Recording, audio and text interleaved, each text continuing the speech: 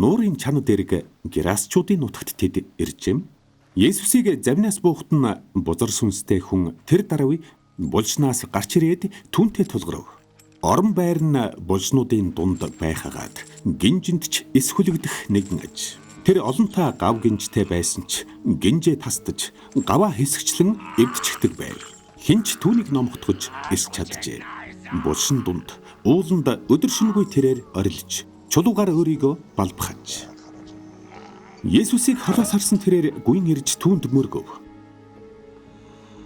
Тэгээд чанга дуугаар хашгирн. Хамгийн дээд Бурхны хүү Есүсээ та надад ямар хамаатай вүлэм? Би Бурхнаар таниасгүй. Намайг бүү зовоогооч гэлээ. Учир нь Есүс бузар сүнс чи хүнээс гар гэж айлдсан ажээ. Есүс түүнээс нэр чинь хинбэ гэж асуусанд тэр бид олоолаа учир намайг Легион гэдэг гэв.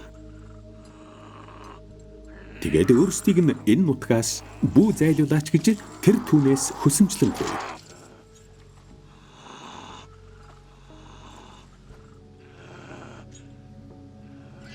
Тэнд уулын бэлд гахайн их сүрг идшилж байлаа. Чөтгөрүүд Есүсээс биднийг гахай руу явуулаач. Бид тэдний дотор оръё гэж гуйхад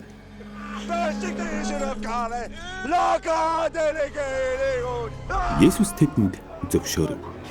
Бузар сүнснүүд гарч гахайнуудад шүглэв. 2000 орчим гахайн сүрг нуурын эгц ганг дээрээс ухсгийж нуурын дунд живцгээлээ. Гахайчид зогтож үүнийг хот хөдөөгүй ярив. Тэгээд хүмүүс юу болсныг үзэхээр иржээ. Тэд Есүстээр ирээд Легион шүглэж байсан мөнөөх нэгэн хувцалчихсан. Эрв сарв сууж байхыг хараад их дайв.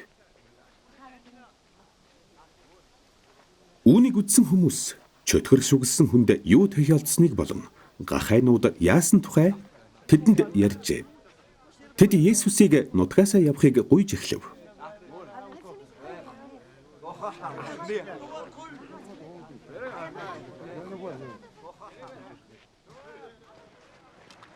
Есүсийг завинд суух үед чөтгөр шүглсэн байсан мөнөөх хүн түүнтэй хамт байхыг гуйсан авч Есүс үл зөвшөөрөн харин түүнд гэртээ өөрийнх нь дооч эзэн чамд хичнээн ихийг үйлдэж чамд хэрхэн өршөөлөө үзүүлснийг тэдэнд мэдэгд гэв.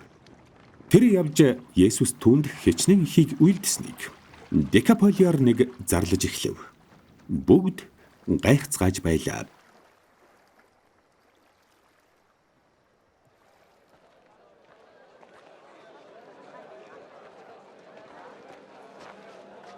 Есүс заваар нөгөө эрэхтэд дахин гаталж ирэхэд түүн рүү үе олон хуран цуглжээ. Тэр нуурын дэргэд байв. Синагогийн ахлагчдын нэгэн болох Яир гэгч ирж Есүсийг хараад хөлд нуунаж "Бяцхан охин минь үхлийн эрмэгт бай. Та очиж гараа тавиач. Тэгвэл тэр минь эдгэж амьд үлдэнэ" гэж ихэд хүсэмжлэн гуйв. Есүс түүнтэй хамт явхад үе олон түүнийг дагаж бүчин шахаж байлаа. 12 жилийн турш цус алддаг өвчтөй байсан нэгэн эмэгтэй байв. Тэр эмэгтэй олон эмчийн гарт шаналж өөрт байсан бүхнээ зарцуулсан боловч юу ч тус болсонгүй, харин ч улам мууджээ. Тэрээр Есүсийн тухай сонсоод хурсан олны дундуур түүний ард нь очиод хувцсанд нь хүрв. Учир нь тэр би ядаж түүний хувцсанд нь хүрчихвэл эдгэрнэ гэж өөртөө хэлжээ. Тэр даруй цус гойчхон зогссонд өвчнөөсөө салснаа биедээ мэдрэв. Есүс өөрөөс нь хүч гарсныг тэр даруй мэдээд хурсан олны зүг эргэн харж "Хэн хувцсанд минь хөрөв" гэж асуулаа. Шавнар нь түүнд "Үе олон таныг шахаж буйг та харж байна шүү дээ. Тэгтэл та хэн надад хөрөв гэх юм" гэлээ.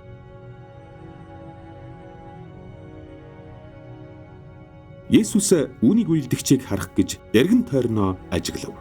Юу болсныг мэдсэн тэр эмэгтэй айж чичирсээр ирж Есүсийн өмнө унав. Тэгээд бүх үннээ хэлжээ. Есүс түүнд "Охин минь, итгэл чинь чамайг аврав. Амар тайван явж зовлонгоосоо ангижирхтун" гэв. Түүнийг ийн айлдаж байтал синагогийн ахлагчийн гэрээс хүмүүс ирж "Охин тань үгсэн. Багшд төв удаад яах вэ?" гэж юм. Гэвч Есүс үүнийг сонсоод синагогийн ахлагчид "Бүү гагцхүү итг" гэж хэлв. Тэгэд тэр Петр, Яаков, Яаковын дүү Йоханнараас өөр хэнийг ч өөртөөгөө хамт явахыг эс зөвшөөрөв.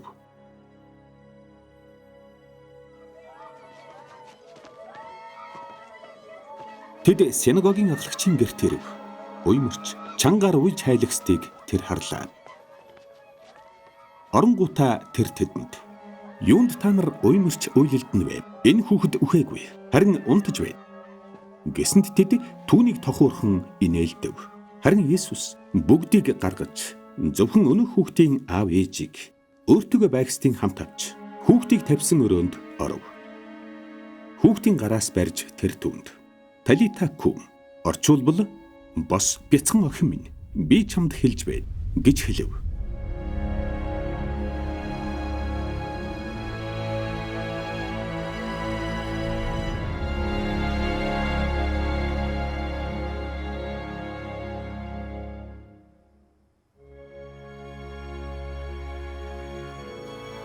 Тэр даруй охин босоод явж эхлэв. Тэр 12 настай байжээ. Тэр даруй тэд бүр мэл гайхав.